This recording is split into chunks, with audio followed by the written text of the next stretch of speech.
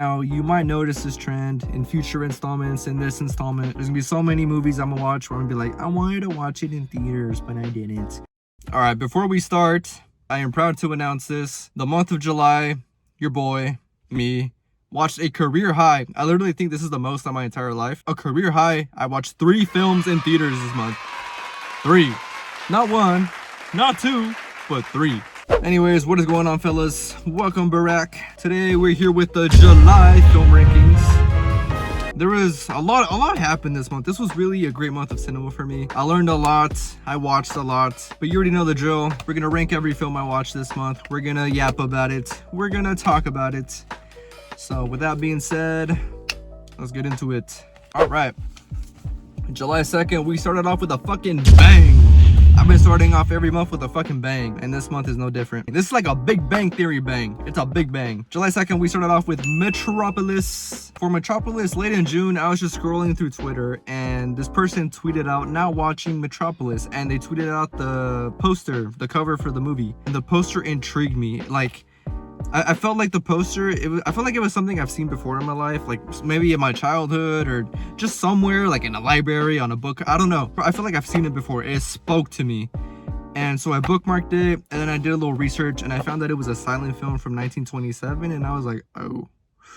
I was like, oh, I don't know. I don't know if I'm ready for that yet, you know? Flash forward to July 2nd, I was just yapping with my mom. We were talking about movies. The thing about my mom is she loves old films. She loves black and white old films in Spanish because she speaks Spanish. And there's one that me and her, we always talk about. It's called Macario. I hope I said that correctly. Macario. It's called Macario. I saw it in high school when I was a sophomore, when I was like 15. I don't remember it too much, but I know it's a good movie. Yeah, we were talking about it. And then guess what? Just the coincidences in my life, the synchronicities in my life. The movie was playing on fucking TV and it literally just began. So me and my mom, we watched and we talked about it for like 10 minutes. And then that inspired me to watch Metropolis. I was like, you know what? I'll watch Metropolis today. So I watched Metropolis and absolute cinema. It was absolute cinema. First and foremost, Metropolis, it was a movie made in 1927, and I am just very thankful and appreciative that it was able to withstand the test of time and be available to watch in 2024. It's so crazy. Matter of fact, for a long time, parts of the movie were lost. It wasn't completed.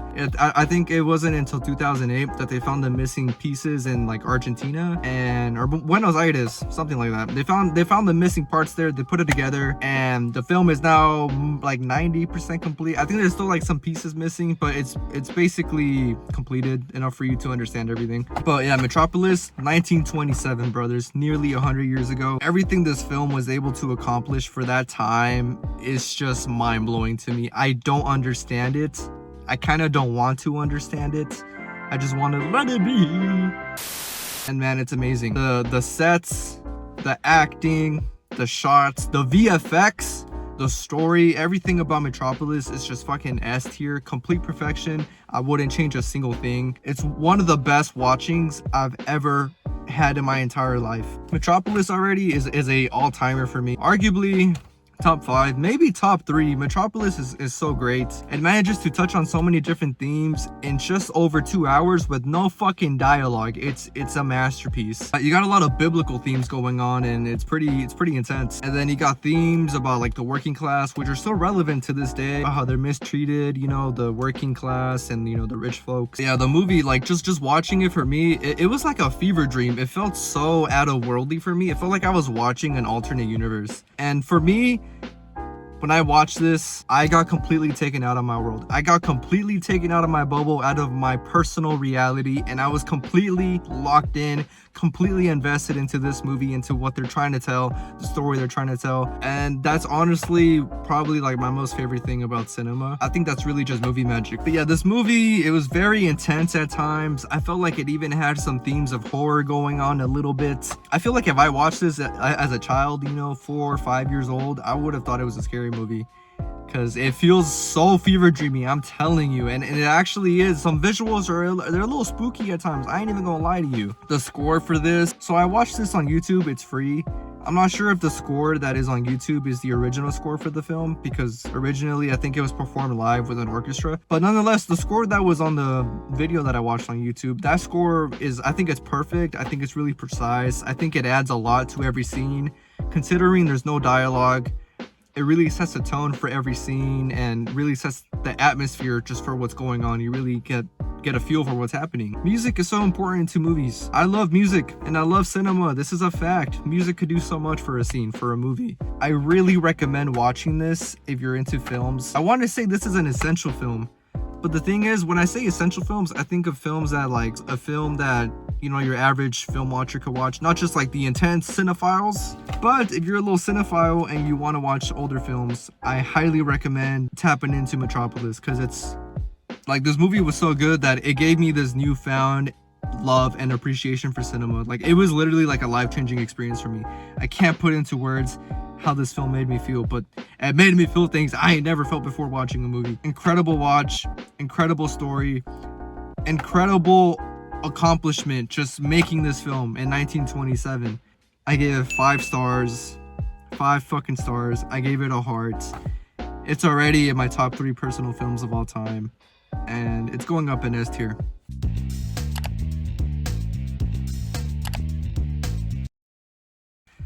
Alright, July 5th. Well, I watched 2 movies in July 5th. So July 5th at night, it was like 2 a.m.-ish. I watched this short old film called A Trip to the Moon.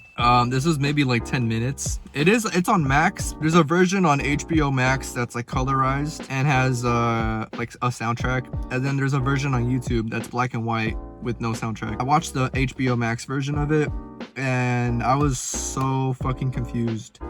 This was even way before Metropolis. I think this was like 1907? A Trip to the Moon was fucking trippy, dude. Especially the Max version, because it's actually colorized. I don't know, I found it to be quite confusing. I didn't really know what was going on half the time. I just know they were going to the moon. But like, it really gave me Sgt. Pepper's Beatles vibes. I don't know. I didn't really know what to make of it. Of course, given the time that it was made in, I'm very astonished and blown back. Just given the time that it was made, I'm already like blown away and very at awe just watching it. Like, damn, how did they make this shit back then? But like the actual story itself and watching it, I mean, I don't know. I was just confused. I was like, I still don't know what the fuck's really going on. Very fever dreamy, very weird. A Trip to the Moon, I didn't rate it on Letterboxd. I forgot to. I wanted to rewatch it, but honestly, I'll probably just give it 3 stars. You know, it was nothing too crazy for me, but you know, you still got to give it some respect. No heart, but I still recommend watching A Trip to the Moon if you're really trying to get more into short film stuff. But I'll put it at C tier. I don't really, it's whatever.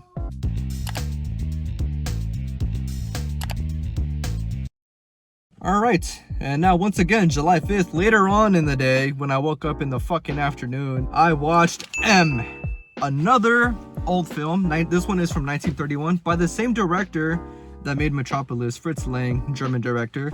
M was yet another fucking masterpiece by Fritz Lang. It's this movie about basically this child predator, and the police, they're kind of failing to catch him, so the mob gets involved because he's ruining their business. The fact that the police can't catch the predator means that there's more police, more security checks going on, which affects the mob's business. So the mob's like, you know what, fuck this fool, we gotta get him ourselves. And that's what the movie's about. Another masterpiece, another fucking absolute cinema. M was insane because of the way it speaks about mental health. It was 1931, this came out in 1931. And the way they spoke about mental health feels very modern to me, and it's just insane. Because back then, I know, you know, mental health wasn't really taken too seriously. You know, we're still learning more about it, but back then, you know, you're probably just labeled as crazy or just, you know, something like that. But there's this scene in M where the mob does catch the child predator. His name, I don't remember his character's name, but the actor's name is Peter Lorre. The mob catches him and he's like, we gotta kill this motherfucker. But the thing is, the child predator, he has a sickness, and throughout the film it is shown that he struggles with like literally just existing. He's really weird. He has these like tics kind of, and you could tell that when he's going after a child, he doesn't necessarily want to, but like it's like an itch. It's like I don't know, it's weird. There's clearly something wrong with him. And in this scene, it brings up for a very compelling argument because the mob, they're basically like, fuck this fool, let's kill him. He did inhumane things, they're inexcusable. You can't forgive it. We gotta kill this fool.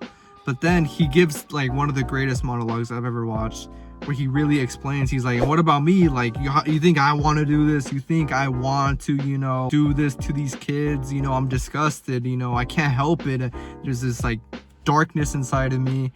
And that monologue was just absolute cinema. It was a masterpiece performance by Peter Lorre, really portraying this conflict he has. And dude, it even makes you sympathize with him. I know that probably sounds bad watching this, but like, I mean, that's just the human in me being like, okay, there's something wrong with this guy. He's sick. He's not doing it for his enjoyment. That's where the compelling argument comes in, you know what I mean? And there's a lot of compelling arguments, and it's a great scene, you know, and it's very thought-provoking. But the movie itself, it's black and white. There is dialogue this time. It's not a silent film. It has a lot of beautiful shots, a lot of great camera work, a lot of shots that I like. There's like this one scene where the police and the mob, they're talking about the same thing, about how to catch this guy.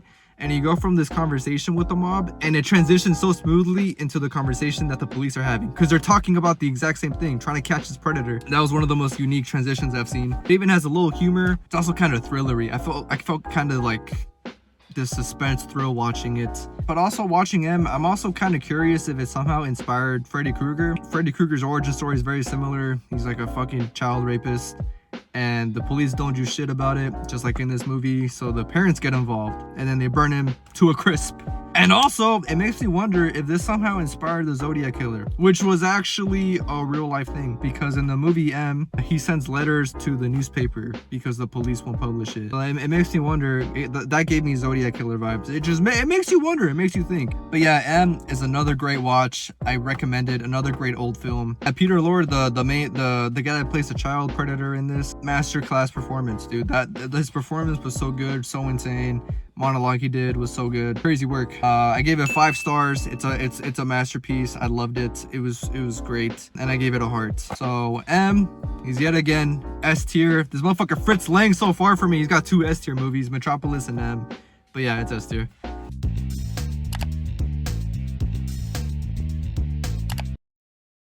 All right, July 6th, the first film I watched in theaters this month.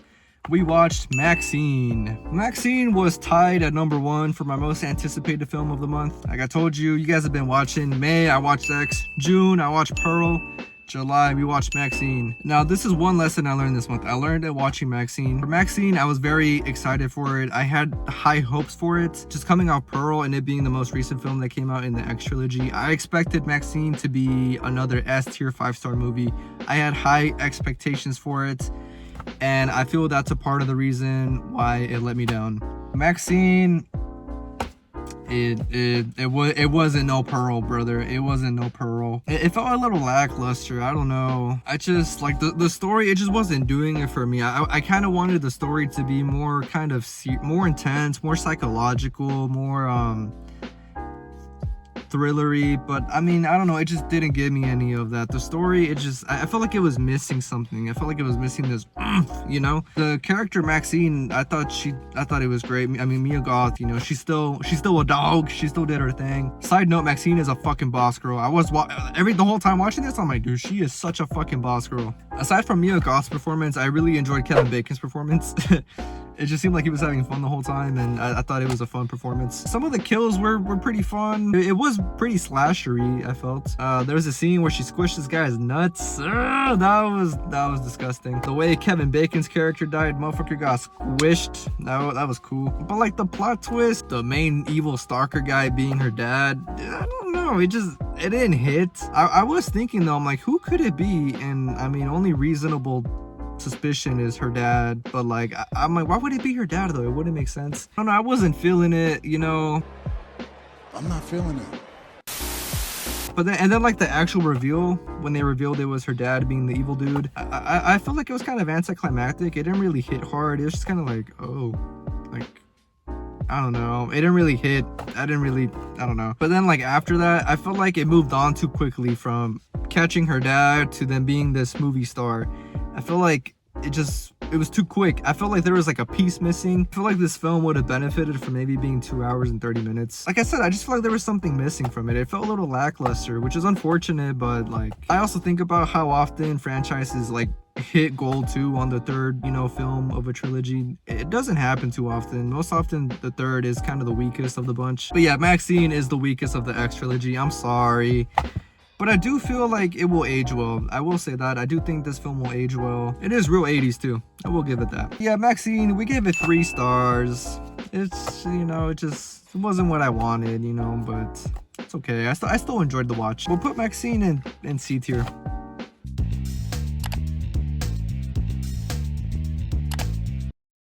Alright, July 11th, we rewatched Spider-Man 3. I promise you this is the last Spider-Man film I will watch this year. I basically rewatch the Raimi films like once every year. It's kind of like a ritual for me. I wasn't gonna rewatch Spider-Man 3 this year because I kind of watched it already in like November. And I watched it because I was playing Marvel Spider-Man 2, and you know that game's got the symbiote. So I wanted to watch a Spider-Man movie with the symbiote in it. I didn't finish it though in November. I watched maybe like 80% of it. I decided to watch it because I felt like it.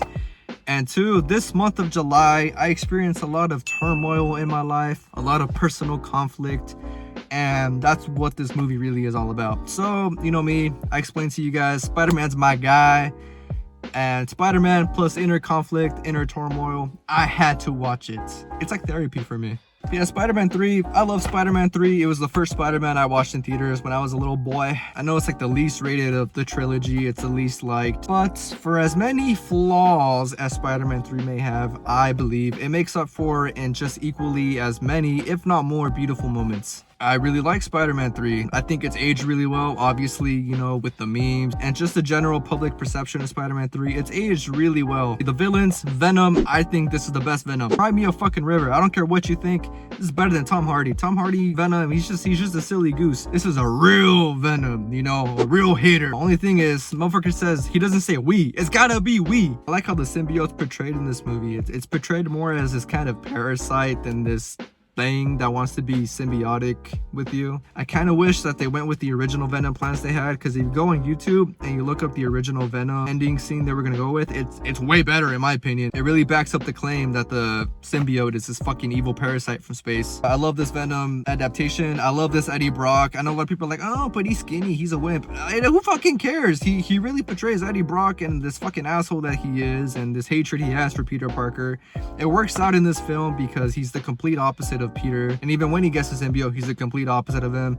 It works out. It's a very dual, you know, yin-yang movie. Sandman, I fuck with Sandman. Sandman's dope in this one. He's not really a bad guy. He's just trying to help his sick daughter, and I mean, just look at him. He's completely comic accurate. The light turned on. His costume design, even just the actor himself, the way he's portrayed when he's actually Sandman. I love Sandman in this. He's good. And New Goblin's cool. I ain't got no problem with New Goblin. He did his thing. Well, I know he was supposed to be the original villain in this, but you know, things happen. But Spider-Man 3, I need to talk about this. The beautiful moments I was talking about, I need to talk about this. 1, Peter removing the symbiote. Absolute cinema. Absolute fucking cinema.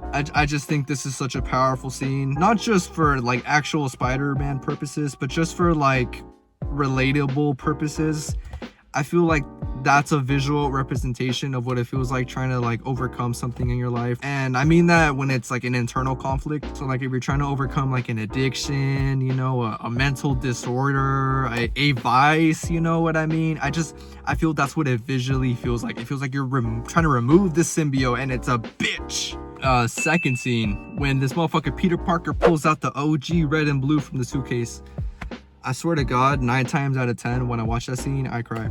I'm not even kidding. That scene to me is just so beautiful. The score that plays in the background, I think it's called Musecast. It hits my feelings every single time. It's just every time I watch it, to me, it gets me so emotional. And to me, it just like means like when he's looking at it, it's just like remembering who you are, you know, remembering what your roots are, what you're meant to do, what you know you can do, you know. It's not in the actual movie, but like when that scene is happening, I could just like hear Uncle Ben saying like in the background, like, remember Pete, with great power comes great responsibility. and it just gives me the feelings, brother. Probably top 3 most beautiful best Spider-Man moments of all fucking time on screen. And number 3 is when Spider-Man pulls up to the final battle. That's, ooh, it's so fucking cinema. You know, to me, it's just like, this motherfucker Spider-Man, he just always shows up. He shows up no matter what, and it's so inspirational to me, you know, like in that battle, in that scene, he knew he was fucked. He knew he was against the odds, but he pulled up nonetheless. That's the thing about fucking Spider-Man, bro. He pulls up no matter what. And I mean, it doesn't matter if it was Mary Jane or not, he was gonna pull up nonetheless. And yeah, that scene gets me emotional too, like just seeing the crowd being like, look, and then he pulls up, like, and then, you know, the American flag in the background, then he swings. You got the reporter woman being like, he showed up out of nowhere. It's absolute cinema. I love it. But yeah, Spider-Man 3, I love it. You would never get hate from me. Spider-Man 3, I gave it 4 stars, and of course give it a motherfucking heart, brother. Spider-Man 3 is going in A tier.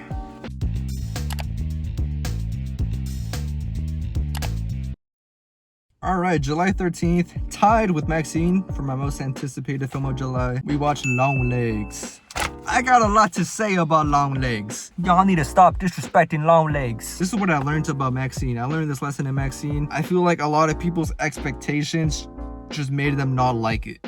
You know, and I don't think that's fair to the actual movie. I know that it was marketed as the scariest movie of our lifetime, of our decade or whatever. I did see that, but like, I take those kind of sayings with a grain of salt, because they say that about fucking everything. A new Marvel movie comes out, the greatest superhero movie of all time. A new comedy comes out, the greatest comedy of the last 5 years. You know, like, they always do this shit to hype it up, you know? So like, whenever I see shit like that, I personally take it with a grain of salt. I did expect it to be scary, and I did find it scary, but like, I just think it's so unfair for people to say it's boring or just shit on it because it wasn't as scary as it was marketed. That's what marketing's for. Longlegs itself though, I fucking love Longlegs. I like Longlegs. I realized when watching this that this is kind of like my favorite kind of horror. It's kind of like these like real life things are happening, and then like towards the end it turns out that there is some spooky supernatural shit happening, and that's cinema to me, man. It's like Hereditary. That's kind of what Hereditary is, and I loved Hereditary. I love it because that's how I kind of feel like it will work out in real life. There's like some weird shit happening, and you try to find these reasons for it, like, okay, well, there's a serial killer, there's this, you know, that's it.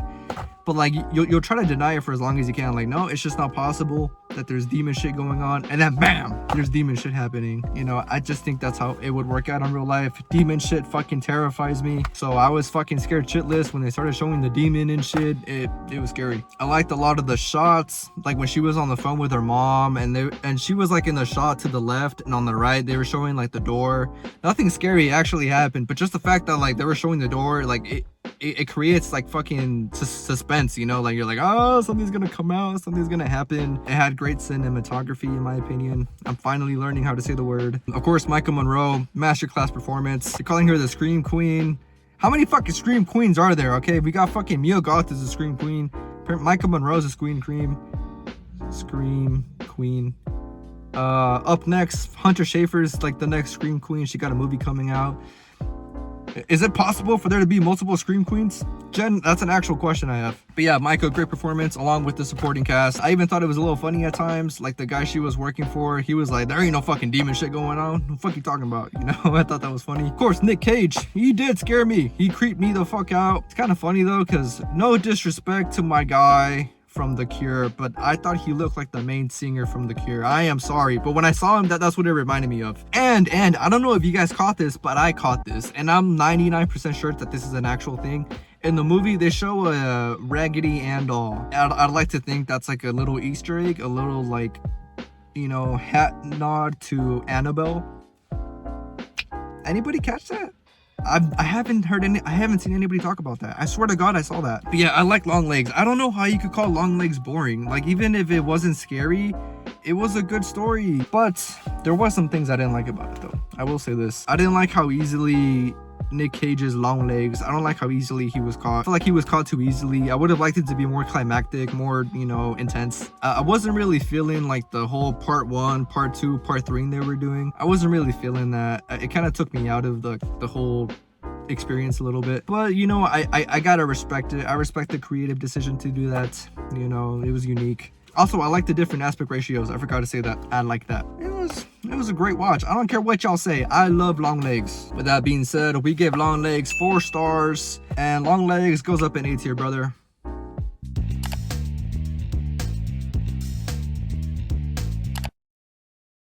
Alright, July 15th, we watched Chungking Express. Chungking Express, I put it on my list in like late June, but I didn't watch it until July 15th. What inspired me to watch it was, I believe the week that I watched it, it celebrated its like 30 years since being released.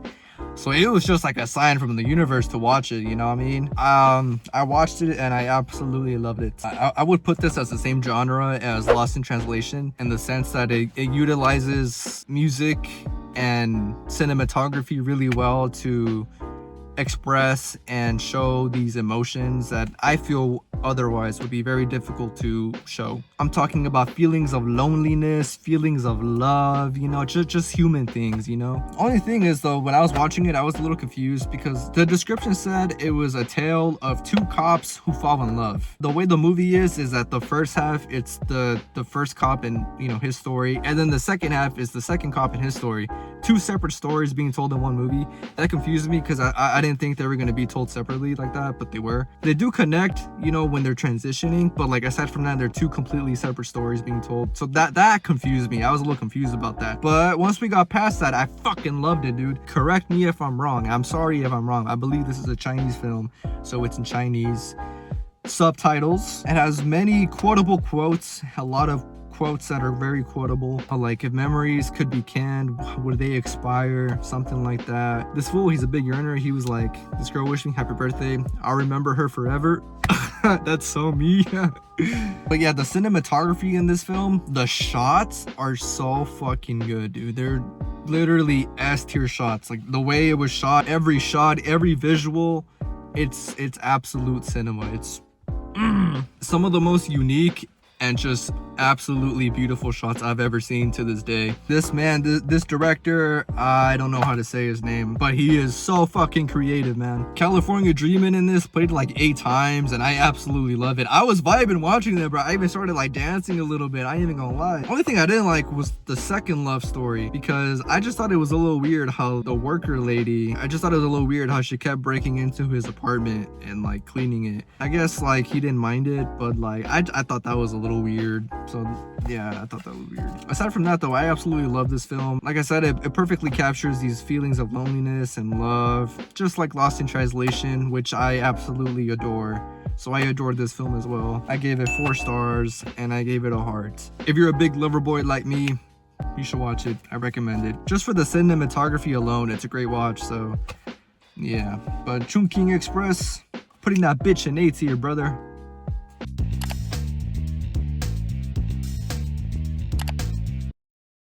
Alright, July 20th, we watched Am I Okay with Dakota Johnson. This film is one that I've seen a lot on HBO Max. It's always like there, and I ain't even gonna lie to you, the cover intrigues me. It's literally just Dakota Johnson crying with the titles Am I Okay. It just, I don't know, it's been calling me for some time now.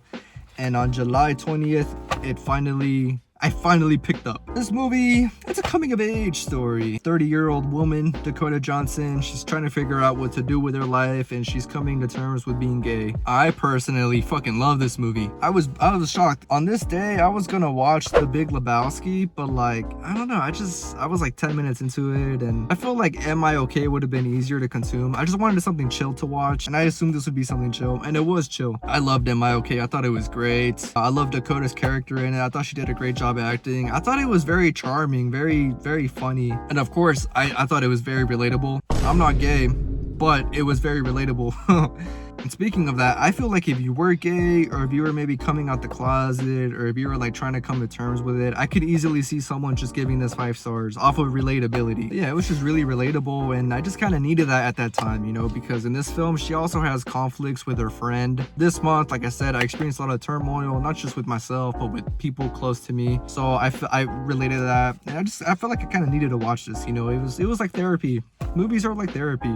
Also, I liked how she didn't end up with her friend. I thought they were gonna do like a cliche thing where it turns out that her friend is secretly in love with her too, and then they end up together. I'm glad they didn't do that. That would have been so cliche and whack, but they didn't. They stayed friends, and it was nice. I will say this though, I didn't like Britney. Fuck Britney. I didn't like Britney at all in this movie. I wasn't feeling her whatsoever. Fuck Britney. Yeah, I'm okay. It was a nice watch. I loved it. I gave it 3.5 stars and a heart. With that being said, am I okay? Putting it in B tier.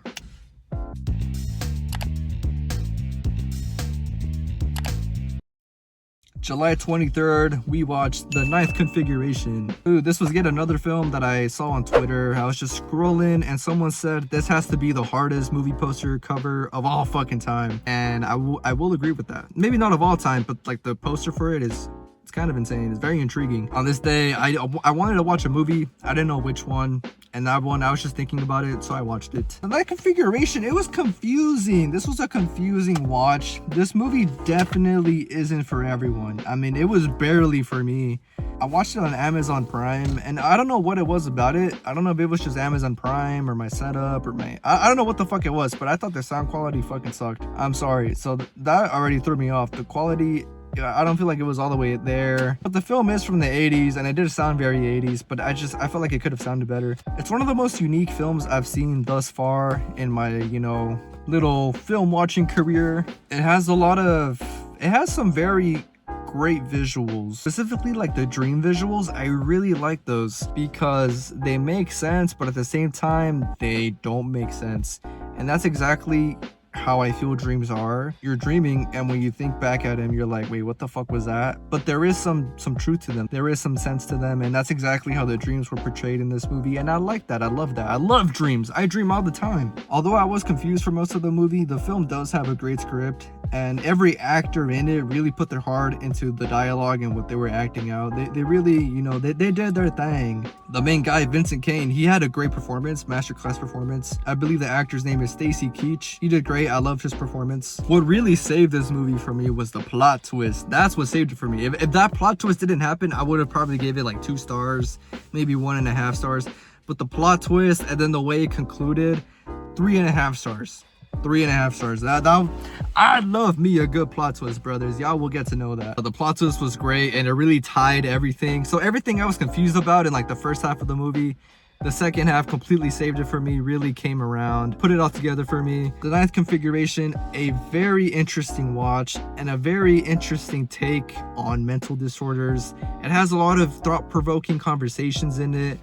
There's some conversations about like questioning God and why is there evil in the world, but like there's also good, like, what's up with all that. The Hamlet theory, I believe, where like basically it's like someone who's crazy is crazy, so they don't actually go crazy. I thought that was a very great conversation and points to think about. But yeah, Ninth Configuration, 3.5 stars. Very unique film. Not for everyone, but if you're interested, if you're intrigued, give it a try, give it a shot. Why not? Also, apparently this is like the spiritual sequel successor to The Exorcist. I didn't know that until after I watched it, so it's like, oh, there's more lore to it. That's interesting. I haven't watched The Exorcist, but we will this October. You could believe that. But we're putting it in C tier.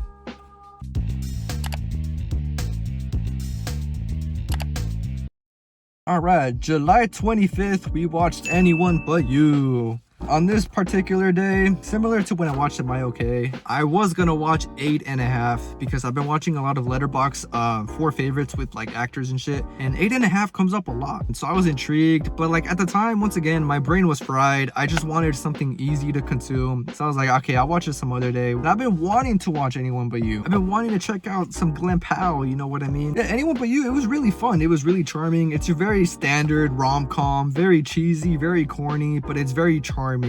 I love rom-coms. Rom-coms are like my top 3 genres in film. Glenn Powell, I see the light now on Glenn Powell. I'm really starting to come around on Glenn Powell. I didn't like though the fucking music. I didn't like the music selection for this. I wasn't really a fan for it. It felt too kind of like H&M-y, like clothes store shopping music you hear. I wasn't feeling the music selection, and I also wasn't feeling like the constant like drum like jazz thing like that starts playing when like something comedic happens. I wasn't feeling that either. I think they overdid that. I did feel like at times Sydney Sweeney and Glenn Powell's character, I felt like at times I felt a little like stiff, But all in all, they do blend well, they do mesh, and it does work out in the end, so it's okay. Aside from those complaints, you know, it was a fun little movie. I liked it. I love rom-coms. I gave it 3 stars. I gave it a heart because I did like it. And we'll put it in... Shit. Damn, I don't know where to put it. Put it in B tier.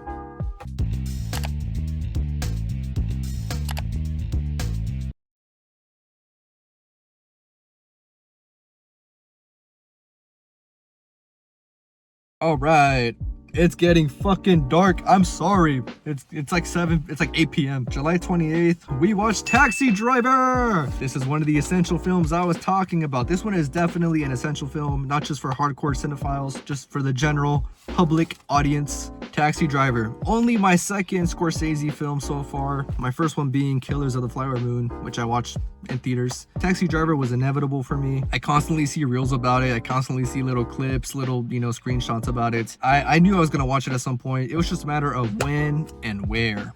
And it was July 28th.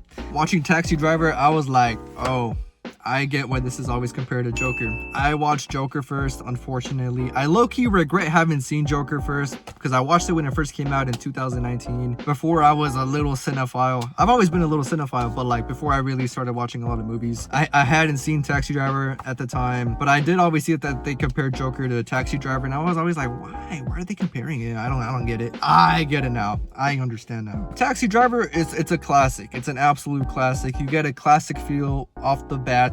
I love the constant jazz vibe they keep coming back to.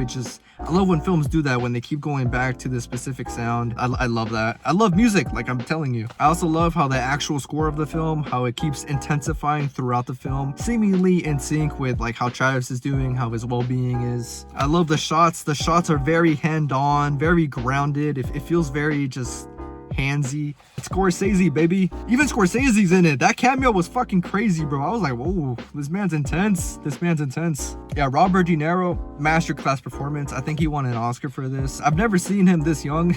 Every time I've seen him, he's older. Obviously, it's a very quotable movie. I love the one where he's like, too much sitting has ruined my body. From now on, it's 50 push-ups. You know, I love that scene because too much sitting has ruined my body too, brother. This pandemic, these chairs, this digital world, it's disgusting. But the thing about Taxi Driver is, I don't fuck with Travis Bickle, man. I came into this thinking he was going to be this relatable character, which he kind of is. You know, I relate and I sympathize with the feelings of loneliness and how it's displayed. But what I don't fuck with is just Travis Bickle. I don't like his actions. I don't like how he actually goes about things. I think he's a fucking weirdo. Even when he was approaching the girl, Betsy, I thought she was feeling it. I wasn't feeling it, but of course he ain't trying to hit on me, but I wasn't feeling his little talks. I thought it was a little intense. I'm not feeling it. Also, Betsy gave me Margot Robbie vibes. I wonder if that inspired The Wolf of Wall Street, that little scene at all. She was like, "You're gonna be my friend."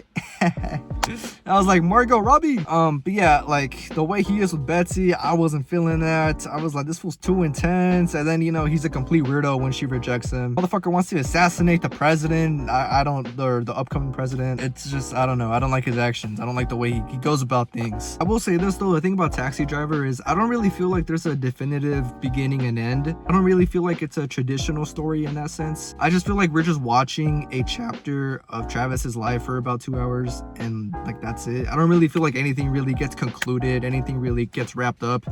I just feel like, you know, we just watched a little chapter in his life for 2 hours, which isn't a bad thing, by the way. It's not a bad thing, but that's just something I took note of, and that's just how I feel about it. I feel like he does have good intentions though, but like I just can't get with the program. With that being said, Taxi Driver, we gave that bitch 4.5 stars. I don't know, I want to give it 5 stars because I do feel like it's a 5-star movie, but like if it's 5 stars, I don't question it. I just give it 5 stars, and I am questioning it, so 4.5 seems perfect for me. I didn't give it a heart. Taxi Driver, we're putting it, I want to put it in A tier, but I think it's S tier. It's S tier. It's a classic. Taxi Driver, it's got to go in S tier. So S tier movie, Taxi Driver.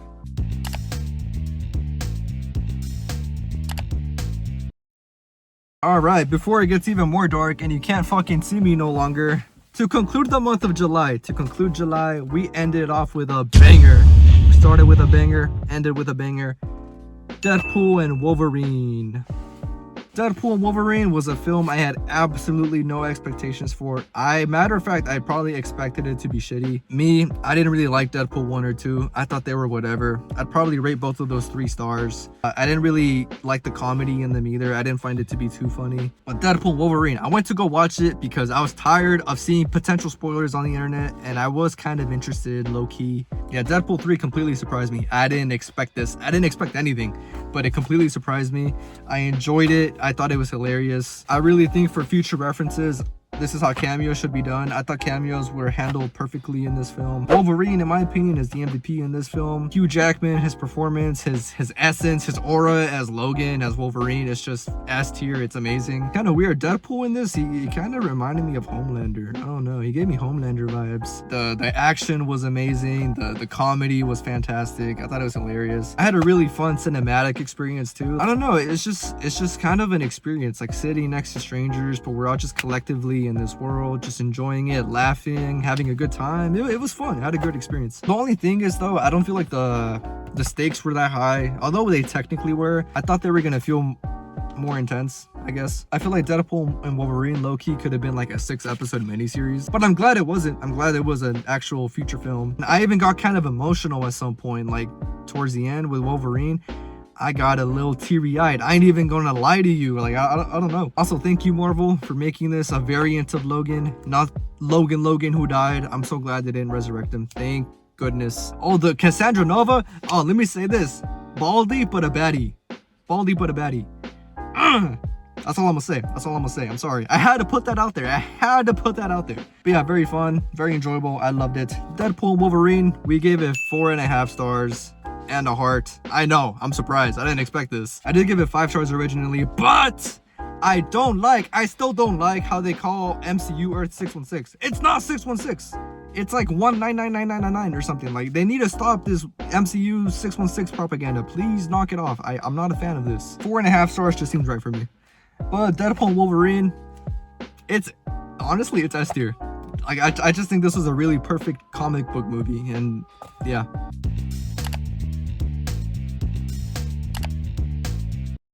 Oh, alright. Yeah, y'all saw the sun go down with me, bro. I am sorry. I apologize for the lighting. It is what it is. But yeah, that was my month in cinema. July was a great month of cinema for me. It was probably my best month so far. I'm not gonna lie to you. I watched like a little bit of everything, you know. I watched some horror.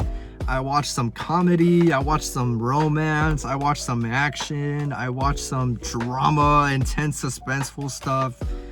All around, I just got a really great cinema experience in July, and I'm very thankful. I learned a lot. I watched a lot resonated with me. It was a very memorable and impactful July for me. My voice cracked. But yeah, let me know your guys' thoughts down below. Maybe what you guys watched this month. Also, my favorite film of the month, Metropolis. I don't know if I said that, but Metropolis, my favorite film of July. But yeah, I'm gonna head out. Thank you for watching, and until next time, happy watching, players. Boo.